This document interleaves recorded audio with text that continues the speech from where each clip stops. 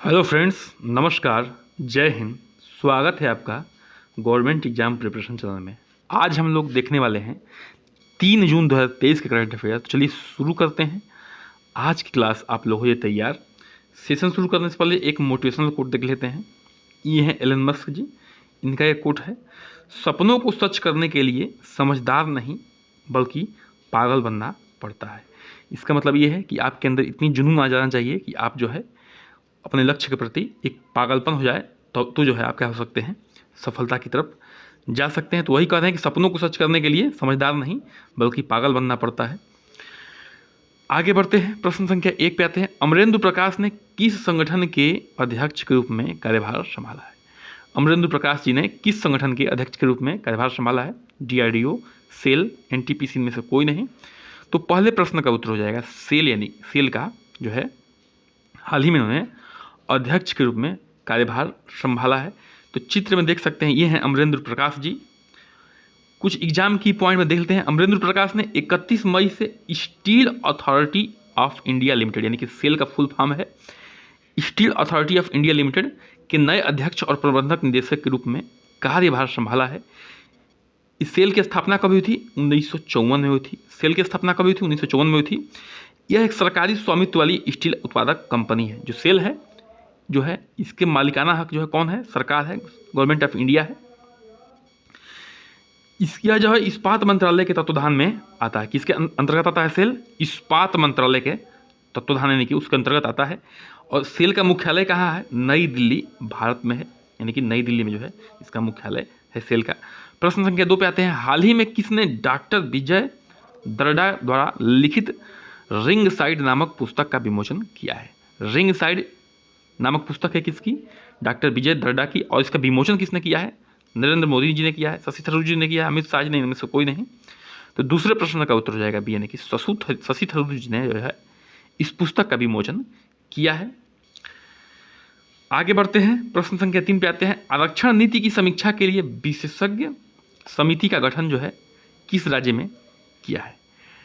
हाल ही में आरक्षण नीति की समीक्षा के लिए विशेषज्ञ समिति का गठन किस राज्य ने किया है? मेघालय, पंजाब, राजस्थान या मध्य प्रदेश। तो तीसरे प्रश्न का उत्तर हो जाएगा, यानी कि मेघालय ने हाल ही में जो है विशेषज्ञ समिति का गठन किया है। किसके लिए? आरक्षण नीति की समीक्षा के लिए। तो ये है इंडिया का मैप, और इंडिया का मैप में आप लोग देख सकते हैं, यहाँ है मेघालय, उसकी राजधानी क्या है? शिलांग है। आगे बढ़ते हैं, प्रश्न संख्या 4 पे आते हैं। तेलंगाना स्थापना दिवस 2023 कब मनाया गया है? हाल ही में तेलंगाना स्थापना दिवस 2023 कब मनाया गया है? 2 जून को, 1 जून को, 31 मई को, इनमें से कोई नहीं। तो चौथे प्रश्न का उत्तर हो जाएगा ए, यानी कि हाल ही में 2 जून को जो है तेलंगाना स्थापना दिवस मनाया गया है। तो ये है भारत का मैप, और भारत के मैप में आप लोग देख सकते हैं, यहाँ पे है तेलंगाना, राजधानी क्या है? हैदराबाद।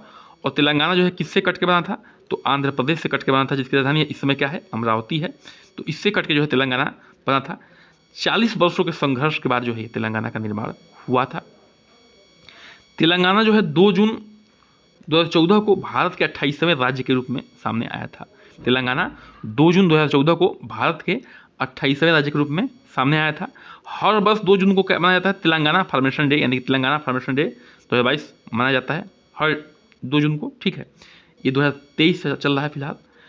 यह पहली बार जो है 2014 में मनाया गया, जब आंध्र प्रदेश से हटकर तेलंगाना एक अलग राज्य के रूप में विकसित हो गया था। मैं बता रहा था अभी कि तेलंगाना जो है किससे कटकर बना है? तो आंध्र प्रदेश से हट के काट के बनाया गया है इसको। तेलंगाना की राजधानी क्या है? हैदराबाद है। मुख्यमंत्री के हैं कौन है? के चंद्रशेखर राव जी हैं। और राज्यपाल कौन है? तिमिली साई सौंदरराजन। तो इतने डिटेल जो है हम लोग तेलंगाना के बारे में देख चुके हैं। प्रश्न संख्या 5 पे आते हैं। भारतीय ब्रांडों की सूची में टॉप पर कौन सी कंपनी है? जो भारतीय ब्रांड चल रहे हैं इसमें टॉप पे कौन सी कंपनी है? TCS है, रिलायंस है, ऊपर के दोनों, इनमें से कोई नहीं। तो 5वें प्रश्न का उत्तर हो जाएगा सी, यानी कि ऊपर के दोनों जो है, यानी कि TCS और रिलायंस। TCS और रिलायंस दोनों कंपनी जो है क्या है, इस समय भारतीय ब्रांडों की सूची में टॉप पे चल रही हैं। कुछ एग्जाम की पॉइंट में देख लेते हैं। पहले टाटा TCS के बारे में देख लेते हैं। Tata consultancy services limited, TCS का फुल फॉर्म है टाटा कंसल्टेंसी सर्विस, TCS का फुल फॉर्म है। एक भारतीय और मल्टीनेशनल कंपनी जो है सॉफ्टवेयर सर्विसेज और कंसल्टिंग कंपनी है। क्या करती है? सॉफ्टवेयर सर्विसेज काम करती है और कंसल्टिंग का काम करती है। इसकी शुरुआत जो है टाटा समूह एक विभाग के तौर पर टाटा कंप्यूटर सेंटर के नाम से हुई थी। ठीक है, इसकी शुरुआत किस नाम से हुई थी? टाटा कंप्यूटर सेंटर के नाम से हुई थी। रिलायंस के बारे में थोड़ी जानकारी ले लेते हैं। रिलायंस जो है पूरे भारत में ऊर्जा, पेट्रोकेमिकल, कपड़ा, प्राकृतिक संसाधन, खुदरा और दूरसंचार के क्षेत्र में कारोबार करता है। तो रिलायंस एक बहुत बड़ी कंपनी है और बहुत विभिन्न सेक्टरों में काम करती है, जैसे ऊर्जा हो गया, पेट्रोकेमिकल, कपड़ा, प्राकृतिक संसाधन, खुदरा, ठीक है, दूरसंचार।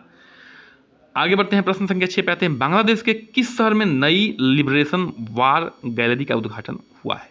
हाल ही में बांग्लादेश के किस शहर में नई लिबरेशन वार गैलरी का उद्घाटन हुआ है? ढाका में हुआ है, खुलना में, सिलहट में, राजशाही में। तो 6वें प्रश्न का उत्तर हो जाएगा, यानी कि हाल ही में ढाका में जो है नई लिबरेशन वार गैलरी का उद्घाटन हुआ है।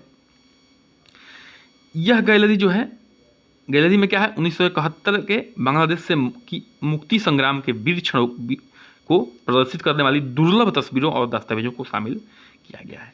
यह एक तरह का गैलरी है, म्यूजियम है, जहाँ पे जो 1971 की लड़ाई हुई थी, जिसमें जो है बांग्लादेश पाकिस्तान से आज़ाद हो गया था, तो उसकी जो दुर्लभ तस्वीरें और दस्तावेज जो है इसमें रखा गया है, ताकि आम जनता जो है उसको देख सके, जान सके। इसी के साथ जो है आज का सेशन क्या होता है, हमारा समाप्त होता है। चैनल को सब्सक्राइब करिए, लाइक करिए, शेयर करिए, कमेंट करिए, बन रहिए हमारे साथ। नमस्कार, जय हिंद।